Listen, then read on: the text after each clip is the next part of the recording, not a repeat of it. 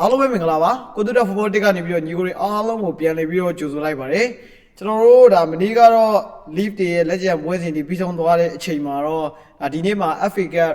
ကျွန်တော်တို့ round 3ပွဲစဉ်တွေရှိမယ်ဆိုတော့ကျွန်တော်တို့ဒီပွဲစဉ်တွေကမှပေါ့နော်ဒါကျွန်တော်ရဲ့စိတ်ကြိုက်ဖြစ်ဆုံးပွဲစဉ်တစ်ပွဲကိုညီကိုတွေအတွက်ကျွန်တော်ရွေးချယ်ပေးသွားမှာဖြစ်တယ်ဘော်နယ်လီကလည်းတစ်ပွဲရှိမယ်နဲ့တူတယ်ဗျာကျွန်တော်ပွဲစီကတေချာတော့မကြည့်ရသေးဘူးเนาะဒါပေမဲ့ဒီ FA Cup ပွဲစဉ်တွေထဲမှာကျွန်တော်သွားပြီးတော့ကြိုက်မိတဲ့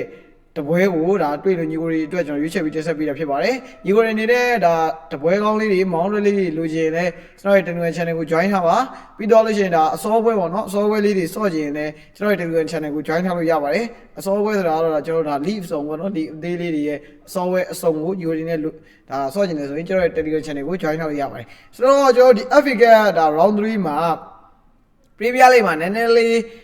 တိုင်ပတ်နေတဲ့ Nottingham Forest နဲ့ဒါ Championship ကိုဒီနေ့မှာတန်းတက်လာပြီးတော့ဒါတော်တော်လေးမစိုးတဲ့ခြေသွမ်းမျိုးကိုပြသထားတဲ့ဒါ West Ham အသင်းတို့ရဲ့ပွဲစဉ်ပေါ့နော်ကျွန်တော် personal အမြင်အရဆိုရင်တော့ကျွန်တော်ကဒီ West Ham ကိုကြိုက်တဲ့အထဲမှာပါတယ်ကစားပုံလေးမစိုးဘူးအသင်းလိုက်ကစားလေးကောင်းတယ်ပြီးတော့မမထန်ထန်ပြန်ပြီးကစားနိုင်တဲ့ပုံစံမျိုးလေးရှိရဗျာဆိုတော့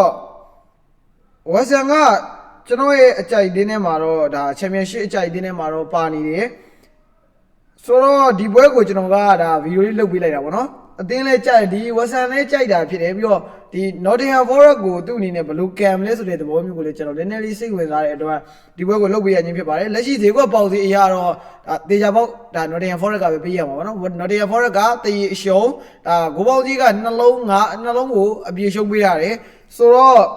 ဒီပွဲကကျွန်တော်တို့West Ham ရဲ့အိမ်ဝင်းမှာကံမယ်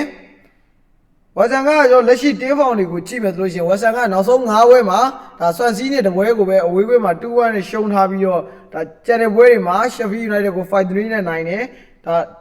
Blackburn ကိုလည်း 0-2 Derby County ကိုလည်း 1-2 ပေါ့နော်နောက်ပိုင်းတွေမှာမစိုးတဲ့ခြေစွမ်းနဲ့နောက်ဆုံး4ပွဲဆက်နိုင်ထားတဲ့ပုံစံမျိုးကိုလည်းတွေ့ရတယ် Nottingham Forest ကတော့ကျွန်တော်တို့ဒါ Premier League မှာနောက်ဆုံး9ပွဲကစားထားတဲ့အချိန်မှာတော့နောက်ဆုံးရှင်ပြန်ကစားခဲ့တဲ့ဒါWest Ham နဲ့တပွဲပဲ 1-2 နဲ့နိုင်ထားပြီးတော့ကျန်တဲ့၄ပွဲလုံးကတော့ရှုံးနေထားတယ်ရှုံးနေရတဲ့မှာလည်းဝေးဝေး2ပွဲပါရင်တော့ပေါ့နော်ဒါ Aston Villa ကို 3-1 နဲ့ရှုံးတယ် Fulham ကို 1-0 နဲ့ရှုံးတယ်ပေါ့ဆိုတော့ကျွန်တော်ကဒီပွဲကြောင့်ပြောရမယ်ဆိုရင်တော့ထိတ်ထိတ်တွေးဆုံမှုကတော့ကျွန်တော်တို့ရှိမှာမဟုတ်ဘာလို့လဲဆိုတော့ West Ham ကဒီနှစ်မှာကျွန်တော်တို့ Championship ကိုတန်းတက်လာတဲ့အသင်းဖြစ်နေလို့ပေါ့နော်ဆိုတော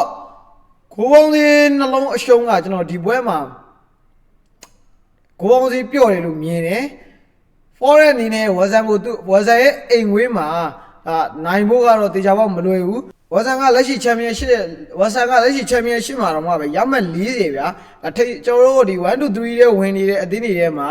ကျွန်တော်တို့အစနစ်က Middlesbrough နဲ့တောင်မှပဲ6မှတ်လောက်ပဲကွာတဲ့အသင်းဒါ Championship မှာအမှတ်တွေအရင်ထိတ်ဆုံးကတသင်းပေါ့နော် Coventry နဲ့ကလွယ်ပြီး Channel အသင်းတွေနဲ့ကဒီလောက်ကြီးအမှတ်မပြတ်တဲ့အနေအထားမျိုးဖြစ်တဲ့အတွက်ဒါ Championship မှာအမှတ်40ရအောင်ယူထားနိုင်နေဆိုရဲ West Ham ရဲ့ခြေသွမ်းကလည်းမစိုးဘူးလို့ပြောလို့ရတယ်ဆိုတော့ကျွန်တော်တို့ Forest ကအဝေးကွင်းကနေပြီးတော့ဒါ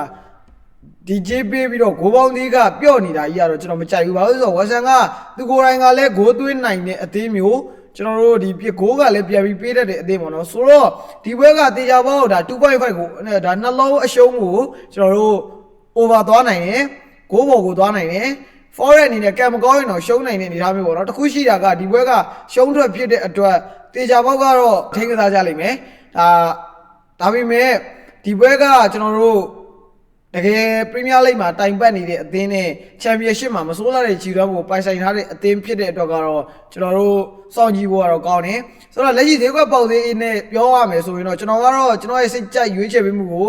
ရွေးချယ်ရမယ်ဆိုတော့ကျွန်တော်ကခုနပြောသလိုပဲနှလုံးအရှုံးကိုကျွန်တော်ဂိုးပေါ်ကိုကြိုက်တယ်ဒါ West Ham အနေနဲ့ Forest ကိုနိုင်တောင်မှပဲနိုင်ခဲ့ရင်တောင်မှပဲ2-1ပေါ့နော် Forest ကလည်း West Ham ကိုဒ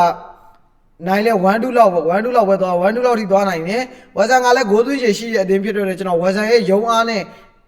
အိမ်ဝင်းယုံအားနဲ့ Forest ကိုဘယ်လောက်ထိဒုက္ခပေးနိုင်မလဲဆိုတာတော့ကြည့်ရမယ် West Ham ကတေချာပေါက်ကတော့ Forest ကိုဂိုးပြန်သွင်းနိုင်ပါလိမ့်မယ်ဆိုတော့ဒါ 1-2 လောက်ထိကြိုက်တာဖြစ်တဲ့အတွက်ဒီဘက်ကိုကျွန်တော်ကဂိုးပေါင်းသေးအပေါ်သေးကိုရွေးချယ်ပေးချင်ပါတယ်ညီကိုတွေအနေနဲ့ကျွန်တော်နဲ့အကြိုက်တူမှလိုက်ကစားပါအကြိုက်မျိုးလက်စားဘက်ကဆိုကစားနိုင်ပါတယ်ညီကိုတွေအနေနဲ့ဒီလိုမျိုးတပွဲကောင်းလေးတွေ free mount တွဲလေးတွေလိုချင်နေဆိုရင်လည်းကျွန်တော်ရဲ့ Telegram channel ကို join ထားလို့ရပါတယ်ဗျဗီဒီယိုအဆုံးထိကြည့်ပေးကြတဲ့ညီကိုတယောက်ချင်းများကိုကျေးဇူးအများကြီးတင်ပါတယ်ကျွန်တော်တို့နောက်ဗီဒီယိုတွေမှာပြန်လည်ဆုံတွေ့ကြပါမယ်အားလုံးပဲမင်္ဂလာရှိသောနေ့ရက်လေးဖြစ်ပါစေ